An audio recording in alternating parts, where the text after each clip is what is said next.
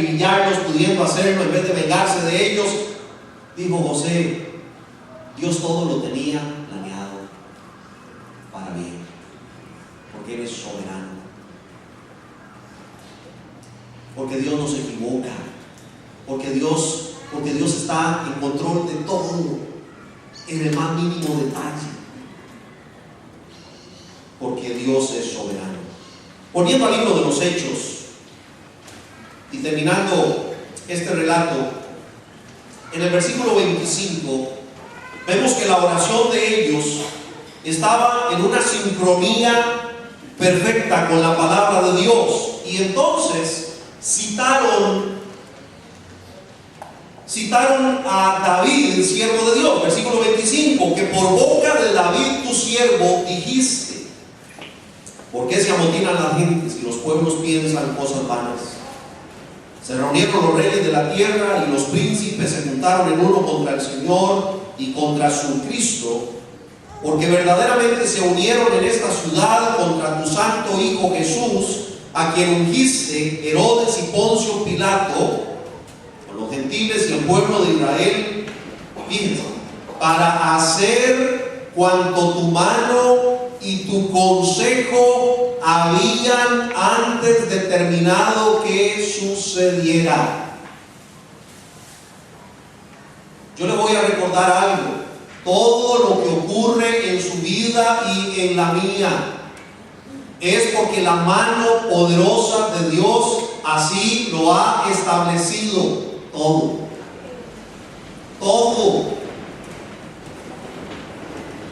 Ellos están orando y están recordando a David. Por esa razón, y hace algunos meses o no recuerdo el tiempo, les había ayudado en alguna reunión de oración a orar usando la Biblia. ¿Recuerdan algunos?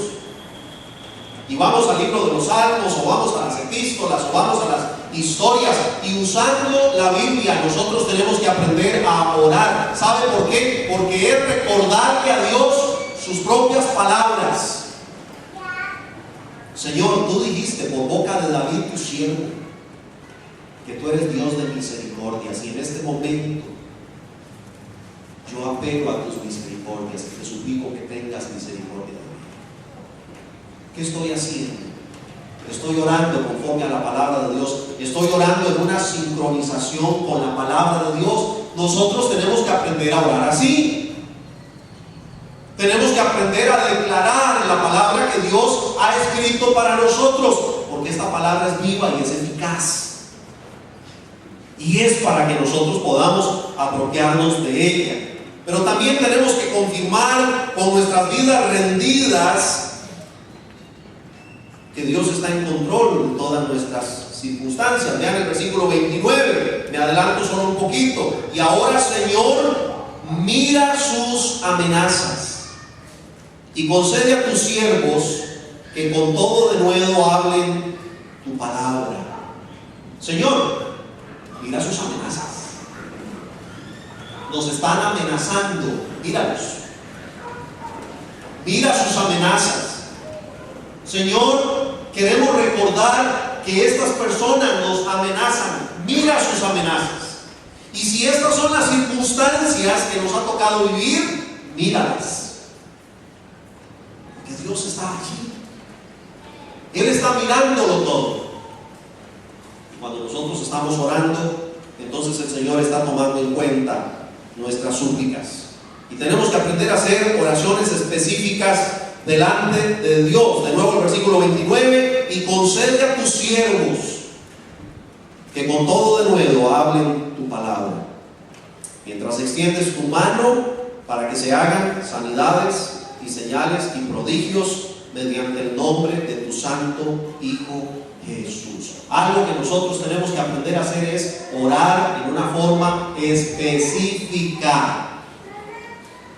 Dice en el libro de los Filipenses: sean conocidas nuestras peticiones delante de Dios. ¿Cuáles son nuestras peticiones? ¿Sabe qué nos gusta? En los grupos de oración que podemos hacer oraciones específicas.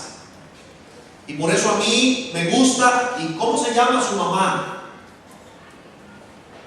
Vamos a orar por doña Francisca. Vamos a orar por Miguel. Vamos a orar por Juan. ¿Por qué? Porque tenemos que aprender a ser específicos cuando nosotros oramos. El poder que hay en la oración es grande. Nosotros lo minimizamos. Y a veces somos muy generales. Señor, bendice a todos los hermanos. ¿Quiénes son los hermanos? Señor, gracias por los alimentos. ¿Cuáles son los alimentos? Señor, bendice a nuestro país. Sí, pero ¿qué queremos que bendiga de nuestro país? Tenemos que ser específicos. Porque el poder de la oración auténtica es impresionante cuando nosotros aprendemos a ser específicos. Les digo que la oración auténtica es la que va a cambiar nuestras vidas. Solo cuando nosotros aprendemos a orar en una forma genuina, nuestras vidas van a ser diferentes. Ahora, hay varias cositas aquí que les comparto. En primer lugar, la oración auténtica estremece nuestras vidas. Vean el versículo 31.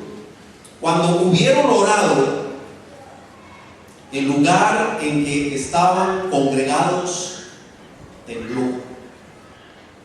Yo no sé si fue de 5.6 o de 7.5, pero el lugar en el que estaban tembló, se estremeció.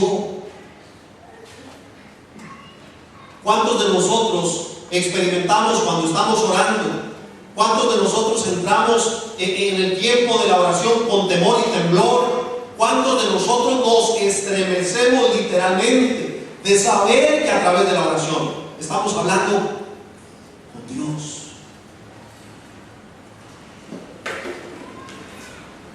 ¿Sabe cuál es nuestra tragedia? A veces estamos orando.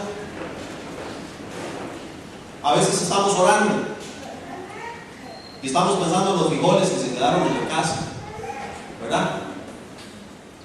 A veces estamos orando y estamos maquinando algunas barbaridades. A veces estamos orando en el tiempo de la oración y estamos viendo a ver quién entró y quién salió y cómo llegó fulano. A eso ha llegado el cristianismo de nuestros días. A eso hemos llegado nosotros. Es el tiempo de orar. A mí no me importa orar. Yo no quiero orar. Con la actitud, eso es lo que se demuestra. Esta gente tuvieron un cambio en sus vidas por el poder de la oración. Y la oración cambió sus vidas, los cambió a ellos, fueron transformados por el poder de la oración. En el versículo 31 también vemos que la oración auténtica nos llena con el poder del Espíritu Santo, y todos fueron llenos del Espíritu Santo.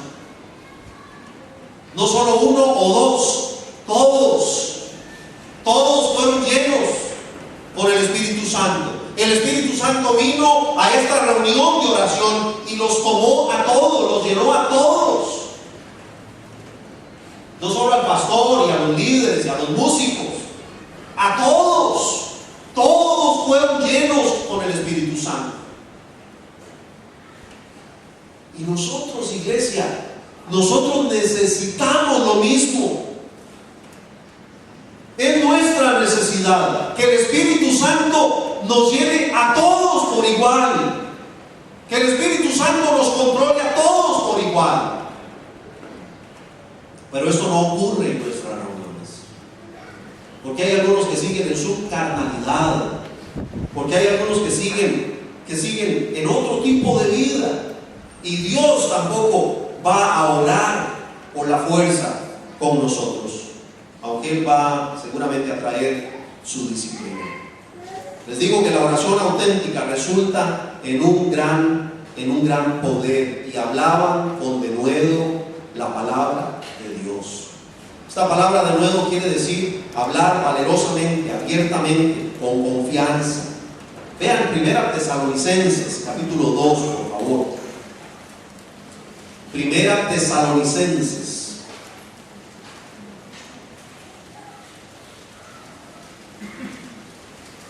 capítulo capítulo 2.